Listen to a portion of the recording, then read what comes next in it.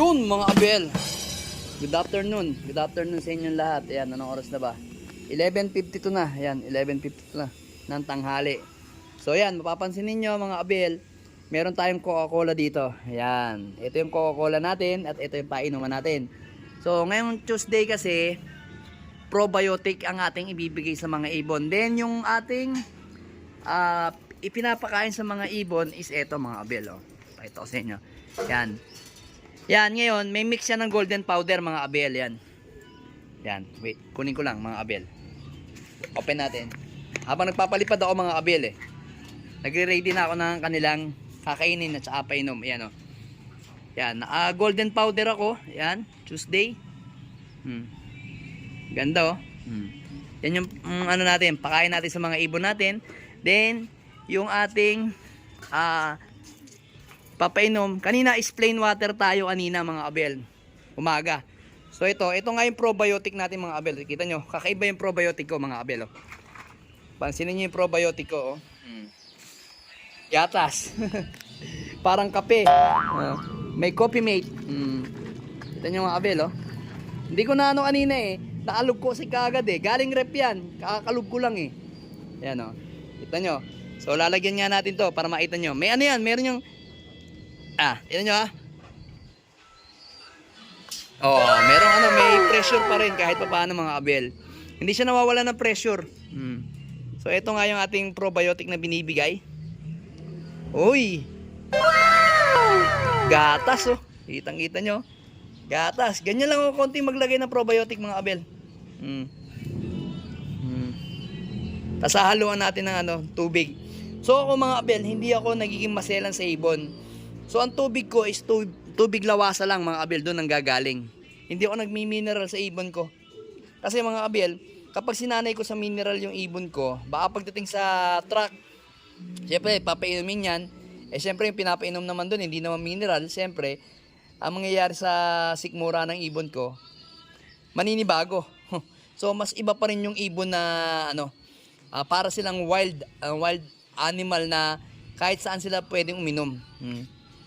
Siyempre, yung naiinuman nilang tubig, kalimitan sa mga ilog, pero pag nakainom sila sa mga palayan na may fertilizer, yun lang.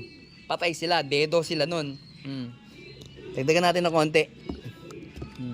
Dagdagan natin ng konti yung ating probiotic. Yan. Sariling timpla ko lang po yan mga abel. Sariling mix ko lang po yan. Yan mga abel, kita nyo. So, kanya-kanya naman po tayong kanya-kanya tayong pagiging scientist sa mga ibon. So ngayon, may sarili akong gawa. Ayan kita nyo. Ayan hulaan nyo na lang. Comment na lang kayo sa baba kung ano ang ginagamit kong probiotic Ganda nyan. High protein yan. Ang ganda sa ibon yan. High protein. Carb pala yan, carb. Yan yung probiotic na mataas yung carb. Search nyo na lang. So ngayon, yung mga ibang ibon naman natin dito is yan. Yung pa rin, naka-prebiotic pa rin yung mga ibon natin mga abel. Yan, naka-prebiotic pa rin yan. Bukas ko sila lalagyan ng probiotic na. Ito yung aking probiotic na isa. Yung huli nating, yung kauna-unahan natin tinimpla. Ito. Yan. Ito yung kauna-unahan natin tinimpla ng probiotic na hanggang ngayon buhay na buhay pa.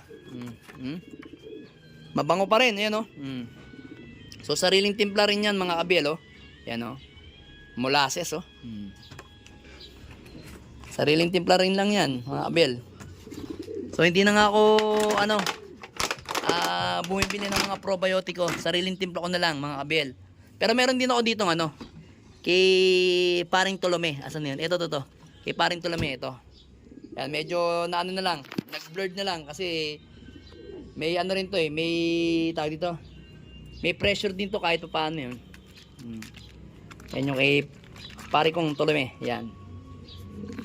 Gagamitin ko rin yan syempre. Pag naubos yung sa akin doon, sa ilalim na probiotic, ngayon, ito papainom ko to sa mga flyer ko. Mga breeder ko pala. Pang-breeder ko lang to. Kasi yung pang-flyer ko, iba talagang ginagamit kong probiotic mga abel. Ilang yung mga gamot ko, simple lang Wala namang cheche bureche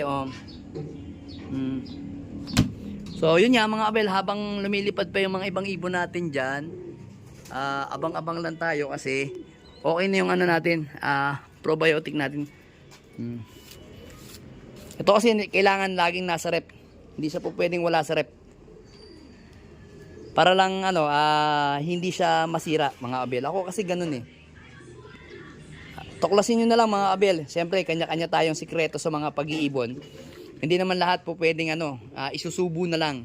So kailangan tuklasin nyo. May sarili kayong ano, sistema. Yun lang yung mapapayo ko sa inyo mga abel.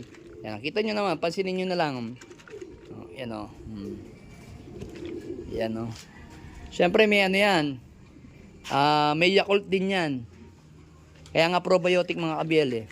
Pero siyempre, hindi siya ganun kaano. Hindi naman siya ganun kahirap hanapin. Then, yung mga BBC natin mamaya mga abel, isasakay tayo sa San Pedro, Laguna sa BBC. So yung 4 na young bird ang ikaarga natin. 4 na young bird niya. 4 na young bird. Isang kak tapos 3 hen. So yun yung ikaarga natin. Then yung isang na-cut off natin na Peter B is ikaarga ko rin para 5 sila. So yung dalawa hindi ko na ikaarga ng PUF. 5 ikaarga natin mamaya. Totos lang natin yung isa.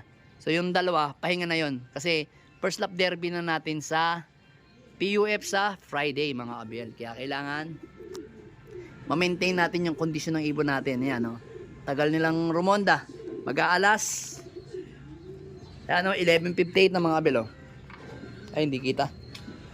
11:58 na mga abel ito. 11:58 na, ayan. Ganitong oras pa lang sila kakain pagbaba, mga abel. Hindi sila nakain ng maaga. Sanay ang mga ibong ko na tanghali kumain ng agahan.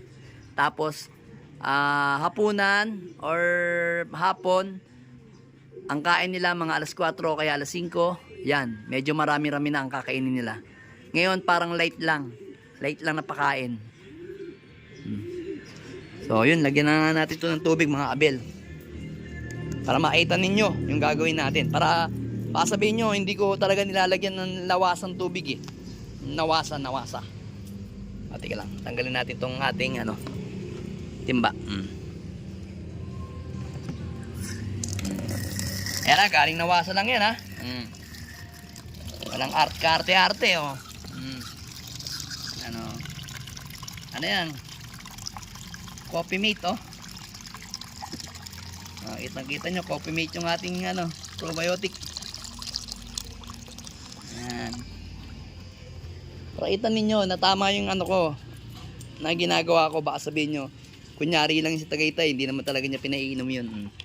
Papainom ko yan, alangan, syempre.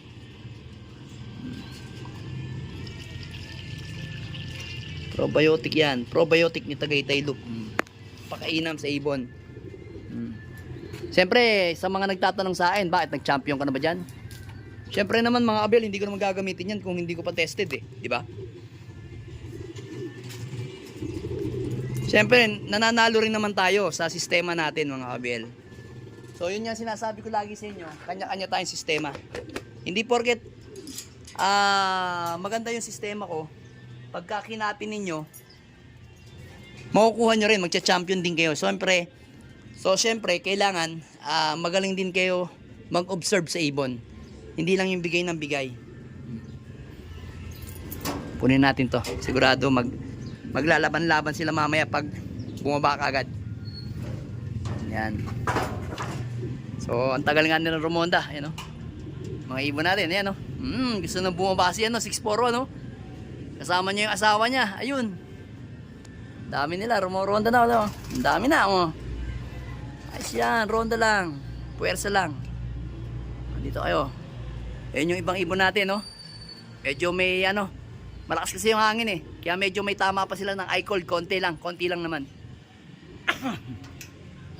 Yan, ronda pa sila. Sige lang, hataw kayo. Mamayang hapon, bago kayo ikarga, ronda uli.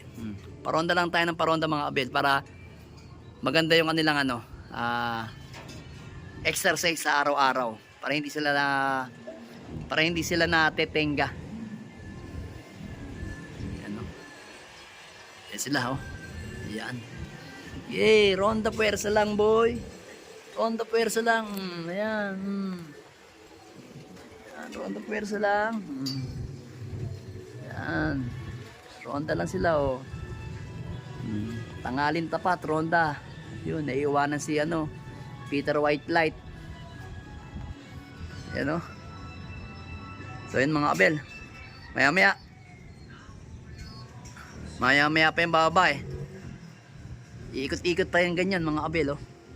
Kasi una ko pinakawalan lalaki. Yung 4 na lalaki.